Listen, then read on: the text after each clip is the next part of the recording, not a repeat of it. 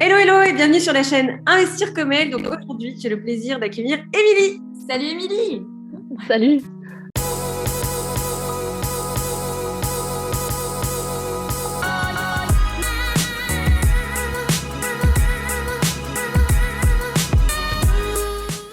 Alors, Émilie, tu es née où et quand? Je suis née à Trappes, en région parisienne, le 5 février 1992. Tu investis où? Tout en France. Est-ce que tu fais plutôt du locatif ou de l'achat-revente? Locatif. Quel est ton objectif dans la vie? C'est un peu bateau, mais être heureuse. C'est pas bateau du tout. Alors, c'est quoi l'immobilier pour toi? Pour moi, c'est un levier. C'est un levier qui permet de faire d'autres projets en ayant une sécurité derrière. Investir au féminin, ça change quelque chose? Oui. Est-ce que tu as un mot pour le fun? Un mot pour le fun, patate. Parfait. Ok. Est-ce que tu peux nous expliquer quelles sont ta ou tes activités dans la vie? Alors, je vais essayer d'être assez synthétique. Alors, de base, il y a déjà un rôle d'investisseuse immobilier, d'investisseur, investisseuse, je sais jamais trop comment le dire. Donc investisseuse immobilier à la base. Et après, il y a eu la partie entrepreneuriat qui est venue se greffer. Et aujourd'hui, à l'heure actuelle, avec donc Guillaume qui est mon partenaire dans la vie et dans tout ça, on a plusieurs sociétés. On a une société qui fait de la formation dans l'investissement immobilier. On a une société qui fait du clé en main, spécialisée dans l'investissement immobilier. On a cofondé un cabinet d'expertise comptable. On a cofondé une société qui fait du partage de positions en bourse et en crypto. Qu'est-ce qu'il y a d'autre? On est en train de... non, pour l'instant, je ne vais pas le dire tant que rien n'est fait. Mais il y a beaucoup de projets, beaucoup de sociétés à venir, en tout cas, d'ici fin d'année, normalement. Mais en gros, voilà, l'idée, c'est que mon activité, elle est dans l'immobilier, ou en tout cas dans le secteur de l'immobilier, avec la création en fait d'un écosystème dans ce milieu-là. Ok, truc hyper complet, quoi. C'est le but. C'est pas encore complet, mais le but c'est que ça le soit. Au fur et à mesure. Voilà. Est-ce que tu peux nous dire au départ pourquoi tu as investi dans l'immobilier?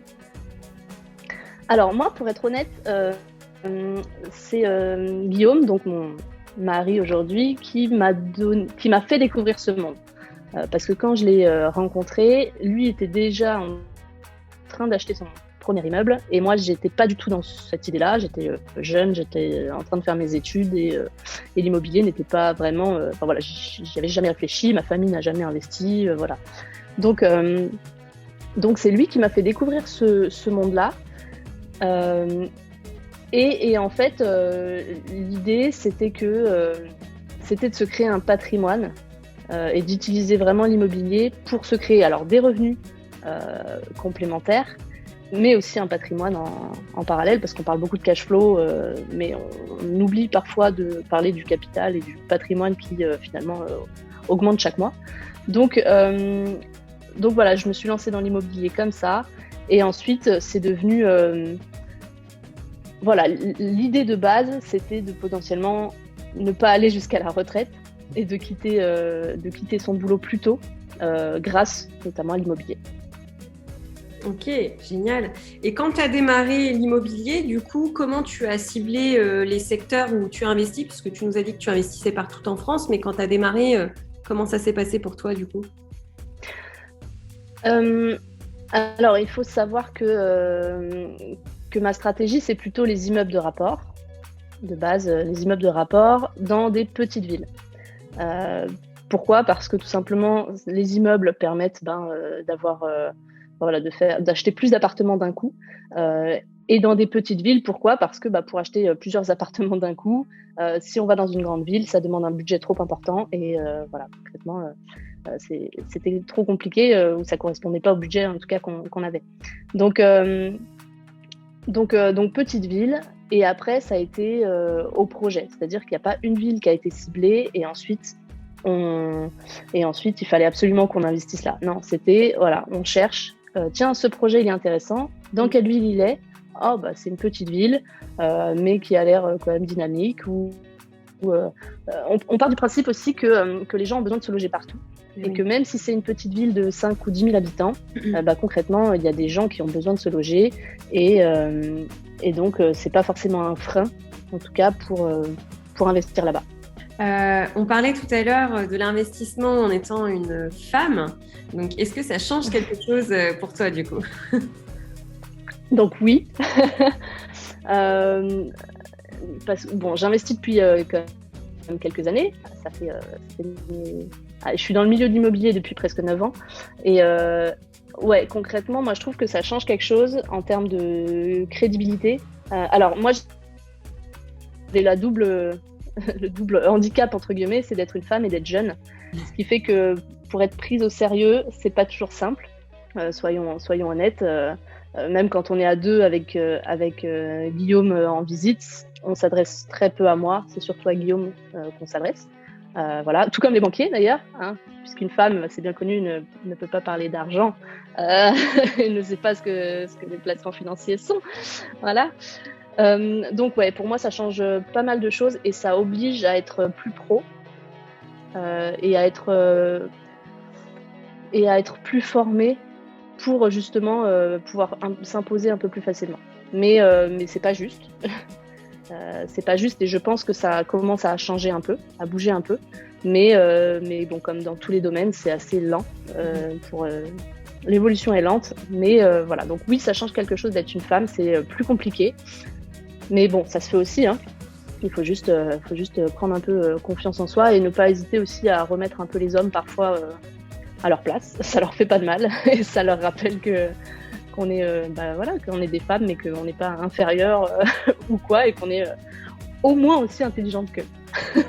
Donc là aujourd'hui avec le recul que tu as parce que tu es quand même une investisseuse on va dire chevronnée, aujourd'hui quand tu vas visiter, je ne sais pas d'ailleurs si vous continuez à acheter des immeubles, mais aujourd'hui encore quand tu vas visiter des immeubles tu as ce ressenti là? En fait quand je suis maintenant, j'ai pris une mauvaise habitude, je pense, c'est que quand je suis avec Guillaume, je me mets en retrait volontairement. Ah, tu vois. D'accord.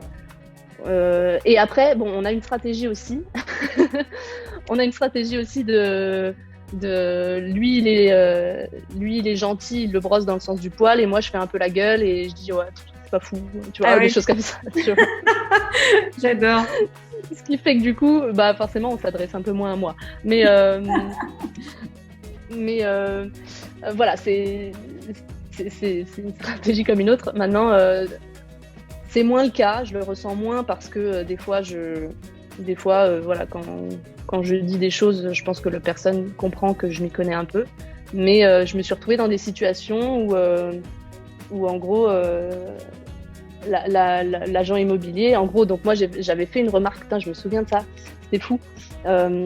J'avais fait une remarque lors d'une visite parce que en gros le prix du bien, donc on était avec l'agent immo et le prix du bien était largement surestimé parce qu'en fait l'agent immobilier nous expliquait que voilà, le coût des matériaux à la construction avait coûté très cher et que du coup le propriétaire il en voulait un certain prix. Voilà, et moi je lui ai expliqué tout simplement que le problème c'est qu'on peut pas fixer le prix comme ça. C'est juste pas parce qu'il a payé cher les matériaux que l'acheteur doit payer plus cher. Et j'ai fait cette remarque-là qui a été très mal prise. Et en gros, l'agent immobilier, qui était un homme, m'a dit écoutez, revenez quand vous aurez plus d'expérience. Oh. Mais vraiment, il m'a dit texto, revenez quand vous aurez plus d'expérience. Oh, putain. Moi, j'étais sur les fesses et je me suis dit, mais vous savez pas qui je suis, vous savez pas combien d'investissements j'ai fait et je pense que je lui ai dit, je pense que j'ai visité plus d'immeubles que vous dans votre vie, donc ne jugez surtout pas les gens à leur apparence. Donc voilà, quand je te dis les jeunes aussi sont un peu stigmatisés courtisés. Et ben malheureusement, c'est le cas. Et juste, je reviens sur une chose, c'est que les femmes dans l'immobilier, c'est parfois compliqué, parce que certains hommes considèrent un peu moins la femme ou quoi, mais aussi certaines femmes, c'est-à-dire que même en étant allé voir des banquiers, des banquières, des femmes, et ben pareil, elles s'adressent qu'à Guillaume et pas à moi. Voilà. Ouais, c'est intéressant. Ce que je voulais ajouter. Est-ce que tu peux nous dire du coup au niveau de ta situation familiale, si tu investis donc que en couple, en prof, en société, est-ce que tu investis toi seul de ton côté ou... Enfin, voilà. Alors effectivement, je suis mariée avec un contrat de mariage, très important. Aujourd'hui, on investit tout à deux. Enfin, tous les investissements qu'on fait sont à deux et en SCI à l'IS. Voilà, ce qui permet de mieux gérer, je pense, lorsqu'on investit à plusieurs et ce qui permet de mieux contrôler l'imposition, notre imposition. Donc voilà, aujourd'hui SCI à l'IS et pour l'instant que à deux, non, parfois avec des associés, mais on est toujours dans les projets ensemble. Voilà, on verra si un jour on veut faire chacun de notre côté, voilà. Okay. De toute façon, on peut et le contrat de mariage permet aussi d'être plus tranquille là-dessus. Ouais, c'est important de parler du contrat de mariage. Justement, dans l'immobilier, ouais.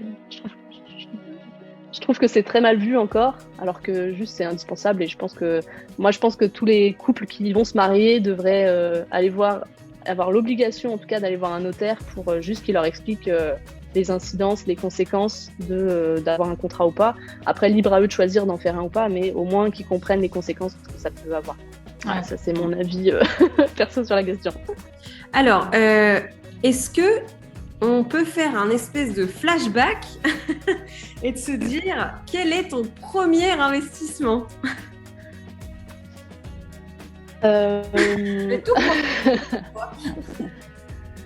Alors, mon premier investissement, mince, j'hésite entre deux. Je sais plus lequel était avant. Ça y est. C'était un petit immeuble de 3 lots. Donc 2 appartements et un garage, mais un grand garage qui est loué à part des appartements. De mémoire, il a été acheté 45 000 euros et avec 20 000 euros de travaux. Ok. Voilà, et ça, tu l'as encore? Je l'ai encore actuellement, ouais. Ok. Ouais. Génial. Donc direct immeuble. Direct parce que la copro, c'est l'enfer. C'est clair. Non, puis en fait, tu vois, tu donnes le prix d'achat. Nous, on a des membres qui nous disent « Ah non, mais immeuble, tout de suite, c'est, j'exagère, mais 1 million d'euros, quoi, tu vois. » Et donc, tu peux bien trouver des petits immeubles à moins de 100 000. Même là, tu vas nous dire moins de 50 000 euros.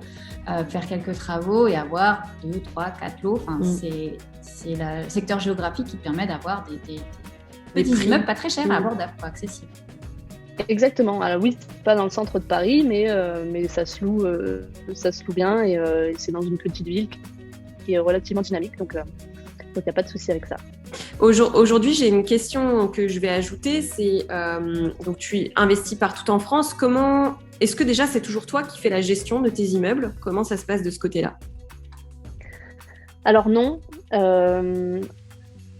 Au début, oui. Alors, ça dépend. Au début, c'est nous qui faisions la gestion.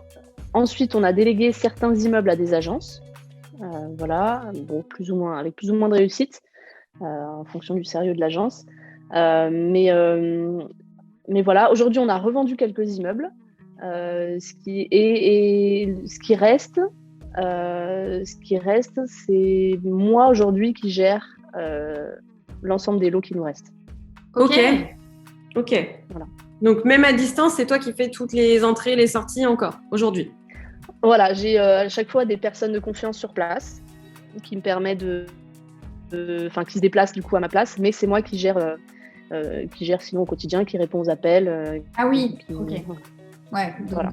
C'est une gestion partielle, on va dire. Ouais, un peu partiel. Les loyers, les relations avec le locataire, c'est toi. Par contre, entrée-sortie, il faut se déplacer physiquement. Tu as des personnes de confiance en local. C'est ça, parce que certains sont à 900 km de chez moi et bon, je peux pas me déplacer. 900 km, ça. Ouais, c'est clair. Et alors, si dans la question, il y avait quand même, est-ce que tu fais du nu, du meublé, est-ce que tu fais les deux? Les deux. Okay. Aujourd'hui, les deux, même si en SCI à l'IS, ça n'a pas d'impact au niveau notamment fiscal, mais les deux parce que parfois les petites surfaces, c'est plus simple de les louer tout simplement lorsqu'elles sont meublées. Donc ça va dépendre surtout de la taille de l'appartement, et de la demande dans la ville. Ok. Est-ce que tu fais de la courte durée? Pas encore. Ah. C'est un projet. Voilà, encore une diversification possible. C'est potentiellement un projet, mais pour l'instant, non. Okay. Qu'est-ce que tu détestes vraiment dans l'immobilier? Le truc qui t'horripile? Ça va être contradictoire avec ce que je viens de dire, mais c'est la gestion. Ok. C'est ce qui est le plus... comment dire? C'est ce qui... En fait, c'est ce qui fait de la charge mentale. Et du coup, c'est vrai que quand il y a déjà pas mal de choses à penser, ça vient souvent se rajouter et c'est rarement des bonnes nouvelles. Donc forcément, c'est ça qui mine un peu plus le moral. Ok, voilà. Ouais, c'est intéressant parce que du coup, à un moment, tu as essayé de déléguer et tu as repris la gestion. On en connaît d'autres comme ça. C'est quelqu'un qui gère comme avec ton niveau d'exigence, je pense, et de... Ouais. Oui, c'est ça. Comme si c'était tes propres biens, en fait. C'est très compliqué. Exactement. Et t'as beau confier ça à des professionnels, parfois... ou alors, il y a un problème, il y a une fuite et ils t'appellent et ils te disent qu'est-ce que je fais? Qu'est-ce que tu veux faire? T'appelles quelqu'un. Ou alors, ils t'envoient juste des devis. J'avais une agence comme ça où il y avait apparemment un problème sur le toit. Et elle nous avait juste envoyé un devis d'un artisan, d'un couvreur, en gros, qui disait tenez, si vous voulez refaire le toit, le devis était à genre 30 000 €. Et c'est à nous de lui dire est-ce que vous pouvez faire passer quelqu'un d'autre pour avoir un devis comparatif, c'est pas juste tenez, pour faire le toit, est-ce que vous pouvez sortir 30 000 €? Non, ça marche pas comme ça, quoi. Rien que ça, je trouve que les agences pensent que les proprios sont peut-être blindés et juste disent tiens, il faut sortir 10 000 € ou même 500 € pour, je sais pas, le remplacement d'un truc, d'un chauffe-eau, j'en sais rien. Et ils pensent que ça y est, tu vas leur valider dans les 2 minutes et que c'est OK, quoi. Et c'est ça qui me dérange le plus, je pense, avec les agences, c'est que voilà, il n'y a pas de réflexion. Ils ne disent pas, mince, elle a peut-être pas 500 € à sortir là dans les 3 jours pour faire ça, quoi. Voilà. Donc c'est un peu ça je trouve le plus gros problème avec les agences, au-delà de on met en loc un appart et on répond pas forcément aux candidats ou choses comme ça. Je pense qu'il y en a beaucoup aussi des agences qui on verra, tu vois, qui laissent un peu faire, et si t'es pas derrière leur dos à dire est-ce que vous avez eu des touches? Oui, non, alors que toi t'es peut-être prêt à accepter une mini baisse de prix de loyer pour que ça se loue. Tu vois, juste, ils te tiennent pas au courant et c'est toujours à toi de les relancer. Voilà. Et donc, au final, cette charge mentale que tu as envie de déléguer, elle te reste toujours sur toi puisqu'il faut penser à relancer la personne. Et au final, tu finis toujours par noter sur ta to-do list que tu dois relancer la personne, quoi. Donc, tu délègues plus d'accord. Ouais. Exactement. Et c'est pour ça que du coup, on a dégagé certaines agences parce qu'en fait, donner de l'argent juste pour ne pas avoir moins de boulot, ça sert à rien, quoi. Ouais, c'est ça. Ok. Et à l'inverse, qu'est-ce que tu aimes, qu'est-ce que tu adores, qu'est-ce que tu préfères en fait dans l'immobilier? Moi, j'aime le fait que ce soit un projet de A à Z et un projet en fait entrepreneurial même de A à Z. C'est-à-dire que tu commences avec la recherche du bien. Ensuite, tu vas monter le dossier, tu vas avoir plein d'interlocuteurs, que ce soit l'agent immobilier, le banquier, le notaire, même un diagnostiqueur. Enfin bref, tu vas avoir tout un tas de personnes à gérer. En fait, moi, ce que j'aime même dans mon job de tous les jours, c'est la gestion de projet. Et donc typiquement, l'immobilier, voilà, c'est juste un projet qui est à mener de A à Z. Z étant la revente vraiment du bien, parce que la gestion compte quand même. Mais voilà, moi, ce que j'aime, c'est que c'est un projet complet, avec différents interlocuteurs, différentes tâches à faire. Tu dois les convaincre. Enfin voilà, c'est ça moi qui me plaît dans l'investissement immo. Ok, génial. Je bois tes paroles parce que je te rejoins totalement et je pense que Corinne est pareil. Ce qu'on aime, c'est ça en fait, c'est la gestion de projet. En fait, c'est toujours l'entrepreneuriat est toujours intimement lié à l'immobilier en fait. Hein, c'est ce qu'on remarque assez vite. C'est de l'entrepreneuriat. Ouais. Je suis totalement d'accord. Pour moi, l'investissement immobilier, c'est de l'entrepreneuriat. Alors, et j'ai une autre question du coup. Est-ce que tu as aujourd'hui des personnes qui t'ont inspiré ou qui t'inspirent encore aujourd'hui dans ton business, des mentors qu'on pourrait appeler? J'ai pas vraiment de mentor. J'ai pas vraiment de mentor. On a aujourd'hui un petit groupe d'entrepreneurs autour de nous, avec qui on échange très régulièrement et avec qui on fait des projets, etc. Donc, je dirais pas que c'est des mentors, mais c'est plus un petit groupe qui pousse à toujours se bouger. Et voilà, avec l'organisation aussi des masterminds, les choses comme ça qui font qu'à un moment, tu vas bouger. Donc, j'ai pas de nom de mentor à citer parce que honnêtement, j'en ai pas particulièrement. Mais ouais, c'est un petit groupe d'investisseurs et maintenant surtout d'entrepreneurs. Voilà, avec qui on échange, avec qui on partage les idées, les galères et on essaie de s'échanger des conseils aussi sur toute la vie entrepreneuriale. Génial. Vous voyez régulièrement avec ce petit groupe d'entrepreneurs? Ouais, l'idée c'est qu'on se voit régulièrement et après c'est via des groupes WhatsApp ou des visios, des choses comme ça. Voilà, je pense que ça c'est toujours utile pour tout simplement pour avancer et ouais, comme je disais, pour partager les galères parce qu'il y a forcément des galères même dans l'IMO, hein. On a forcément des galères et c'est toujours utile d'avoir même quelqu'un à qui parler parce qu'on a beau le faire à deux, à le faire en couple, mais parfois juste avoir un regard extérieur, c'est utile aussi, quoi. On dit que l'immobilier n'est pas de tout repos. Si tu devais choisir une anecdote croustillante pour illustrer cette phrase. Une seule. C'est ça, une seule. Ok. Mon deuxième investissement, c'était un immeuble de 700 mètres carrés. Et on était encore jeunes à l'époque. Et voilà, et c'était une super affaire. Et du coup, on s'est un peu focus là-dessus. Et en fait, après avoir acheté, on a lu le diagnostic amiante qui nous indiquait qu'il y avait de l'amiante dans toutes les pièces, dans toutes les doublures, dans tous les murs en fait.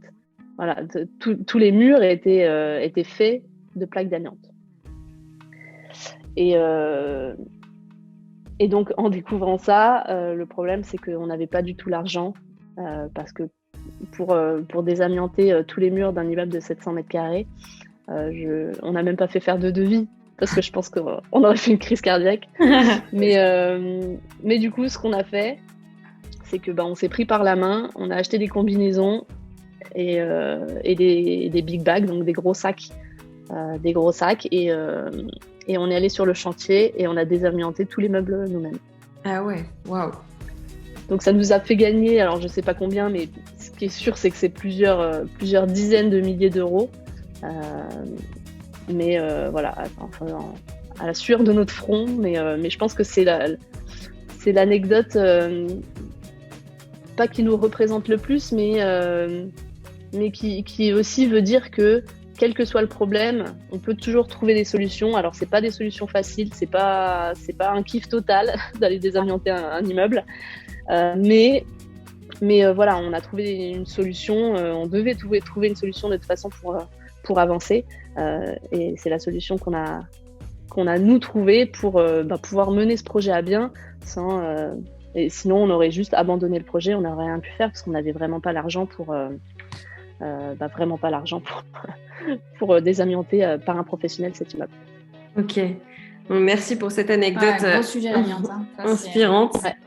Donc, on va terminer cette interview par un petit conseil. Donc, si tu te retrouvais face à la Émilie que tu étais il y a 10 ans, on va dire, qu'est-ce que tu dirais à cette personne pour qu'elle puisse, elle aussi, avoir un parcours inspirant dans l'immobilier? Je pense que il faut se faire confiance et faire confiance à ses choix. Dans le sens où la vie, c'est une succession de choix et parfois, il faut juste faire confiance à son instinct et à cette petite voix qui dit « fais ce choix-là et tu verras ». Et moi, je pense que c'est la meilleure chose que j'ai faite, c'est de, un moment, ne pas trop me poser de questions pour me lancer, que ce soit même dans tout le parcours, que ce soit pour commencer à investir, pour quitter mon job pour aller dans l'entrepreneuriat ou pour créer X ou X boîtes. Je pense que c'est un moment de se dire, voilà, arrête de réfléchir, tu penses que c'est une bonne idée? Vas-y. Oui, je pense que ça se tente. Ok, et ben on tente. Et moi, je me dirais ça à ma moi d'il y a 10 ans, c'est ok, fais-toi confiance, tu vas voir, ça va être un truc de fou et ça va être comme jamais tu aurais imaginé que ta vie serait, quoi. Ouais, c'est génial. Ouais, se faire confiance, écouter son intuition et surtout ne pas essayer de tout contrôler, te dire j'y vais que si je sais ce qui va se passer, quoi, parce qu'en fait tu sais jamais. C'est ça, tu sais jamais et ça peut être une mauvaise idée, hein. Tu peux faire des mauvais choix, tout le monde en fait, moi la première. Ça peut être des mauvais choix, mais je pense qu'il faut aussi se faire confiance là-dessus en se disant ok, mais l'être humain il s'adapte à toutes les situations et quelle que soit la situation, même si elle est mauvaise, même si c'était pas forcément le bon choix, la bonne décision, et ben voilà, on s'adaptera et si j'en sais rien, voilà, mais typiquement l'immeuble de 700 mètres carrés a désamianté, bon ben voilà, on s'est adapté, on a trouvé des solutions et c'était pas un bon choix de base de l'acheter, mais voilà, on a fait ce qu'il fallait pour que ça soit finalement un bon achat. Donc je pense que c'est surtout ça, se dire ok, on se fait confiance et si c'est pas la bonne décision, c'est pas grave. De toute façon, il y aura toujours moyen de retomber sur ses pattes. Ça prendra peut-être du temps, ça demandera peut-être un peu d'argent, mais il y aura toujours un moyen de faire en sorte que finalement c'était la bonne décision. Et dans tous les cas, ça aura été une expérience de vie assez exceptionnelle. Et c'est ça qui est intéressant aussi, je pense, dans la vie, c'est de pas avoir le même parcours que tout le monde, ou en tout cas d'expérimenter ses propres aventures. On sent l'âme d'entrepreneur là. C'est vraiment ça. T'es une entrepreneur née, hein. C'est ça qui est bien. Après, le mindset. Yes. Eh ben écoute, merci Émilie pour ce partage. Avec plaisir. Et puis je te dis à très vite et j'espère en vrai te croiser. Avec grand plaisir. À bientôt. Salut. À bientôt. Salut.